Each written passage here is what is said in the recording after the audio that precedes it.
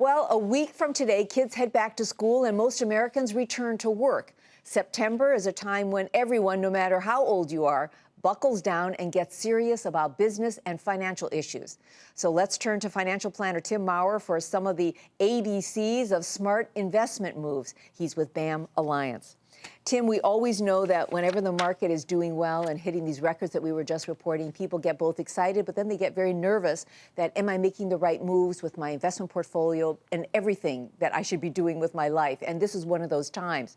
It also coincides with the end of summer. So we want to turn to you for some of the to-do list of what people should be doing. And as we've learned from you, one size does not fit all. So we've broken it up into a couple of age categories, starting with the millennials. What should millennials, these are people in their 20s, what should they be doing right now? What's on their checklist?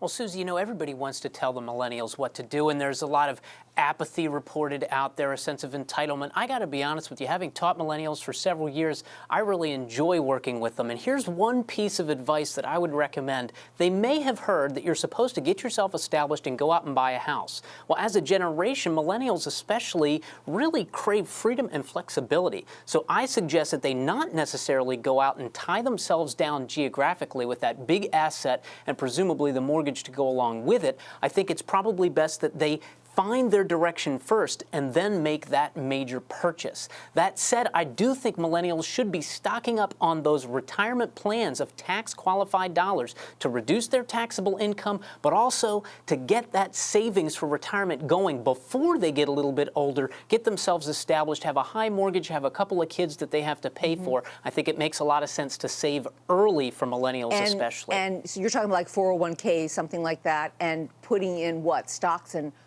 pretty much in those retirement funds, right? Well, that's the expectation, Susie, is that you're young, you should be putting everything into stocks because you can afford to ride it out. Unfortunately, nobody likes losing money depending on, no matter how old they are. So I actually do recommend that millennials have some fixed income in their portfolio because many of the generation before them got hammered in 2008 and they didn't want to go back for many years. Let's move on to the next group, and these are the Gen Xers, X and Ys, who are in that group where they maybe are married, they do have kids, they're in their 30s, maybe 40s. What's your advice there? What moves they should be making now?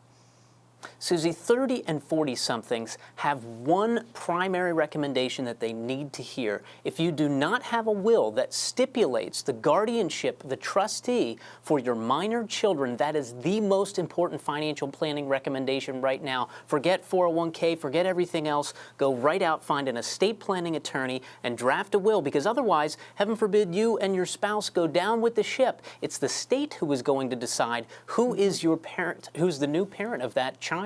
Okay. Life insurance is another big one, Susie, that I want to mention. It is very important because at this stage of the game, if something happens to income earners, they're going to need, the household's going to need an influx of cash. You don't have to do anything crazy. I don't recommend permanent life insurance for folks in this situation. I think 15 times of your income in 20 to 30-year term is going to get the job done for most folks. Okay, let's move on to what you're calling the empty nesters. So these are people maybe in their 50s, 60s.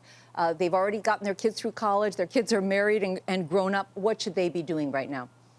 Hopefully the kids are married, grown up, out of the house, at least past college, right? The most expensive time for parents is putting kids through college. Thereafter, the empty nesters, in most cases, are going to need to backfill their retirement funding that they weren't able to fully max out while they had the kids at home. So here's where I recommend maxing out that 401k, that $17,500 per person per year, and if you're over 50, add on another $5,500 per year for those folks in order to back in their retirement planning. Real quickly, in a few words, what's the most common mistake that any one of these investment groups do, these demo groups? I think that the biggest mistake any of us make at any age is to do anything drastic, especially when we're looking at market highs. Everybody's thinking, oh no, I should have gotten in earlier, maybe I should get out now. I recommend balance throughout our lifetimes, shifting more and more toward conservatism as we age. That way, no matter what happens, your portfolio will be ready to handle it. Okay, I feel like I got a huge homework assignment. So you've given us a lot to think about. Thanks so much, Tim. Tim Maurer of BAM Alliance.